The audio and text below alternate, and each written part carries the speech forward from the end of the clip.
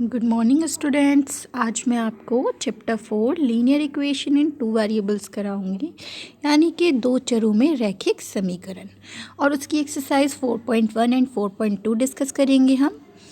तो चलिए बच्चों स्टार्ट करते हैं चैप्टर 4। बच्चों सबसे पहले मैं आपको बता देती हूँ कि लीनियर इक्वेशन यानी कि रैखिक समीकरण क्या होती है और दो चरों में। ठीक है, दो चर का मतलब है बच्चों, चर आपके पास दो होने चाहिए। एक तो आप x मान लेते हैं, एक y मान लेते हैं। ठीक है, तो ये आपके पास दो चर हो गए, पहला x हो गया, दूसरा y हो गया। अब इसमें आपको लीनियर इक्वेशन बनानी है, यानी कि रैखिक। बच्चों रैखिक का मतलब होता है जिसमें x और y की पावर ओनली 1 हो, 1 से ज़्यादा ना हो। ठीक है, वो रैखिक समीकरण होती है। समझ में आया आपको? x की पावर 1 हो, y की पावर 1 हो। ठीक है, अगर पावर 2 हो जाती है तो वो द्विघात समीकरण बन जाती है ना। अगर 3 हो जाती है तो त्रिघात बन जाती है। तो इसीलिए इसकी पावर सिर्फ 1 ही होनी चाहिए, तो वो रैखिक समीकरण होती है, जैसे कि x + y = a। ठीक है, तो ये आपके पास रैखिक समीकरण हो गई, क्योंकि x की पावर 1 है, y की पावर 1 है। अब आ जाते हैं इसमें। क्वेश्चन नंबर फर्स्ट में कहा है एक नोटबुक की कीमत एक कलम की कीमत से 2 गुनी है, यानी कि एक नोटबुक खरीदी जा रही है और एक कलम खरीदी जा रही है, एक पेन खरीदा जा रहा है। ठीक है, तो एक नोटबुक की कीमत एक्स्ट्रा है, कितनी? 2 गुना है। किससे? कलम से। अब कहा है इस कथन को निरूपित करने के लिए दो चरों वाला रैखिक समीकरण लिखिए। आपको दो चरों वाला रैखिक समीकरण लिखना है। समझ में आया? चलिए मैं आपको बता देती हूँ कैसे करेंगे आप। सपोज़ आपने एक नोटबुक खरीदी, सबसे पहले आपने एक पेन ख़रीदा। ठीक है, क्या ख़रीदा आपने? पेन ख़रीद लिया, और वो कितने रुपए का है? 5 रुपये का है। तो आपने एक नोटबुक ख़रीदी। ठीक है, एक नोटबुक आपने ले ली, और वो कितने की होगी? इसकी दुगनी है, यानी कि 10 रुपये की। तो समझ में आया आपको कैसे करना है? सबसे पहले मान लिया कि नोटबुक की कीमत कितनी है? x। उसके बाद आपने सपोज़ किया कि कलम की कीमत कितनी है? y।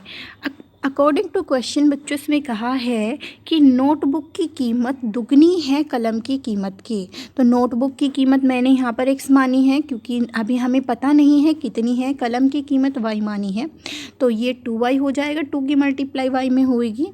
तो अब बच्चों ये बताइए, जब 2y इधर प्लस में है, नेक्स्ट साइड जाएगा माइनस में हो जाएगा, तो इक्वेशन आपके पास क्या बनेगी? x - 2y = 0, and it will be your linear equation. Okay, चलिए बच्चों मैं आपको क्वेश्चन नंबर सेकंड करा देती हूँ, जिसमें कहा है निम्नलिखित रैखिक समीकरण को ax + by + c = 0 के रूप में लिखना है, और हर कंडीशन में कहा है प्रत्येक स्थिति में a b c के मान भी आपको निकालने हैं। तो फर्स्ट ऑफ ऑल आपको ये इक्वेशन गिवन है, इसको ax + by + c = 0 की फॉर्म में लिखना है।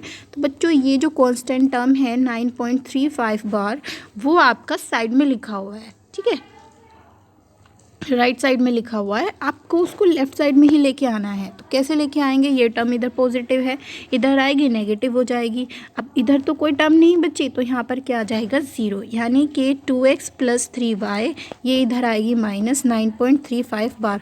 तो बच्चों उधर तो कुछ नहीं बचा, यहाँ पर क्या आ जाएगा? 0। अब इसकी तुलना हम करेंगे ax + by + c = 0 से, क्योंकि कहा है इससे कंपेयर करके a b c की वैल्यू फाइंड करनी है। तो बच्चों x का कोफिशिएंट 2/a। ठीक है, y का कोफिशिएंट क्या है? 3। ठीक है, और c का कोफिशिएंट क्या है? 9.35 बार, यानी कि a की वैल्यू आपके पास आ जाएगी 2, b की वैल्यू आपके पास आ जाएगी 3। ठीक है, b की वैल्यू क्या आ जाएगी? 3, और c की वैल्यू क्या आएगी? बच्चों ये -b है। ठीक है, c इधर माइनस में है, और ये टर्म इधर c इधर प्लस में है, और 9.35 इधर माइनस में, तो c की वैल्यू हो जाएगी -9.35 का बार। ओके, ये वैल्यूज़ आपके पास आ जाएंगी इस टाइप से। इसका फिफ्थ पार्ट भी बता देती हूँ मैं आपको। 2x = -5y है, तो ये जो टर्म इधर माइनस में है वो इधर प्लस में आ जाएगी, तो ये हो जाएगा 2x + 5y + 0। बच्चों मैं आपको एक बात बता देती हूँ, जब आप इसको इधर लेके आओगे तो ये +y = 0 हो गया।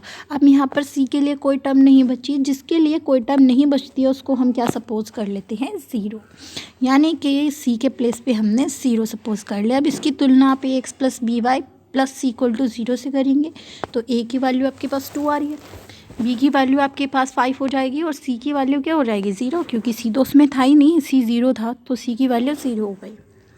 नेक्स्ट आ जाते हैं क्वेश्चन नंबर इसका 7th पार्ट। 7th पार्ट में बच्चों कहा है y-2 इक्वल टू 0, ठीक है। अब इसमें x नहीं है ना, क्या नहीं है इसमें x। जब इसमें x नहीं है तो x की टर्म को क्या सपोज कर लेंगे 0 और बाकी टर्म को एज इट इज़ लिखेंगे। अब जब हम इसकी कंपेयर करेंगे ax plus b y plus c equal to 0 से, तो a तो 0 आ गया, b y का कोफिशिएंट कुछ नहीं है, इट मीन्स 1, तो b का क्या आ जाएगा 1 और c का क्या आ जाएगा -2, ठीक है। विद साइन आपको लेना है तो c का कोफिशिएंट बच्चों यहाँ पर -2 आ जाएगा। समझ में आ रहा है आपको, यहाँ पर माइनस लगाना है तो ये आपका c की वैल्यू हो जाएगी -2, ठीक है। चलिए नेक्स्ट आपके एक्सरसाइज है 4.2। इसमें कहा है आपसे निम्नलिखित विकल्पों में कौन सा विकल्प सत्य है और क्यों। आपको ये इक्वेशन दे रखी है और बताना है इसका हल जो आप निकालेंगे वो अद्वितीय होगा या केवल 2 हल होंगे या अपरिमित रूप से अनेक हल होंगे, ये बताना है। अब बच्चों इक्वेशन आपको y equal to 3x plus 5 दी हुई है, यानी कि यहाँ पर आप x की वेरियस वैल्यूज़ रख सकते हैं, x की भिन्न भिन्न वैल्यू रख सकते हैं, तो y की भी क्या आएंगी भिन्न भिन्न वैल्यू आएंगी। अगर x को 0 रख रहे हैं तो y कितना आ जाएगा 5 आ जाएगा। अगर आप x को यहाँ पर 1 रख रहे हैं तो 3 + 5 y 8 आ जाएगा। उसी टाइप से आप x की वेरियस वैल्यू पुट कर सकते हैं तो y की भी वेरियस वैल्यूज़ आएंगी, यानी कि अपरिमित रूप से अनेक हल आएंगे आपके पास, ठीक है ना। तो बच्चों अद्वितीय का मतलब होता है सारी वैल्यूज़ बराबर आना, 2 हल का मतलब है इसकी कि 2 ही वैल्यू आ रही हैं बस, ठीक है, कोई भी 2 वैल्यू। और अपरिमित रूप से अनेक हल का मतलब है वेरियस वैल्यूज़ आ रही हैं, इसकी इनफाइनाइट टर्म्स आ रही हैं, तो ऑफ कोर्स इसका थर्ड आंसर राइट होगा। अब आ जाते हैं इसके क्वेश्चन नंबर 2 पे, जिसमें कहा है निम्नलिखित समीकरणों में से प्रत्येक समीकरण के 4 हल लिखिए। अब आपको इक्वेशन दी हुई है और उसके 4 वैल्यूज़ आपको लिखनी है, तो आप क्या करेंगे x के विभिन्न मान रख देंगे। तो सबसे पहले आप y को सेपरेट कर लीजिए, तो y को सेपरेट किया आपने, y इधर पॉजिटिव है और 2x इधर पॉजिटिव है, उधर जाएगा नेगेटिव हो जाएगा, ठीक है।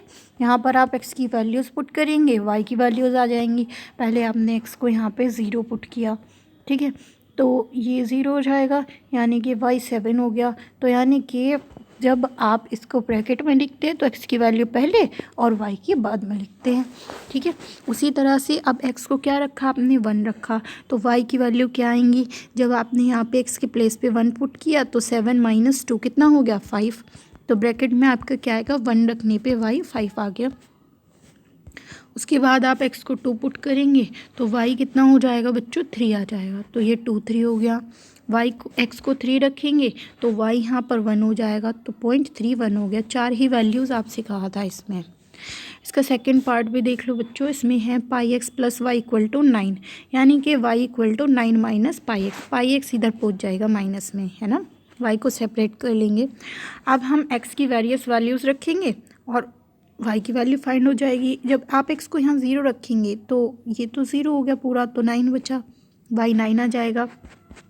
अब की बार x को 1 रखेंगे, पाई के मल्टीप्लाई 1 में करेंगे, पाई ही होता है, तो 9 - पाई आ जाएगा। यहाँ पाई की वैल्यू आपको पुट नहीं करनी है, बस ऐसे ही छोड़ना है, क्योंकि इसमें कहा नहीं है कि पाई की वैल्यू आपको रखनी है, ठीक है।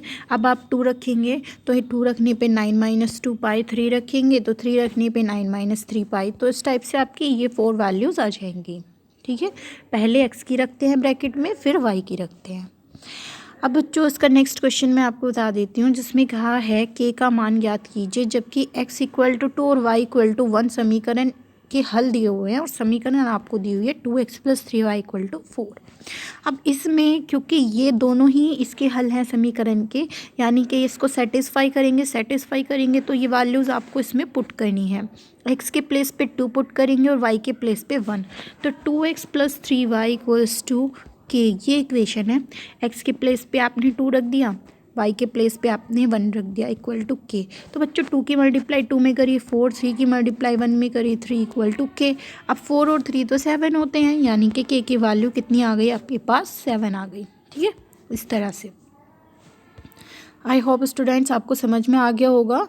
आज की वीडियो में बस इतना ही। Thank you.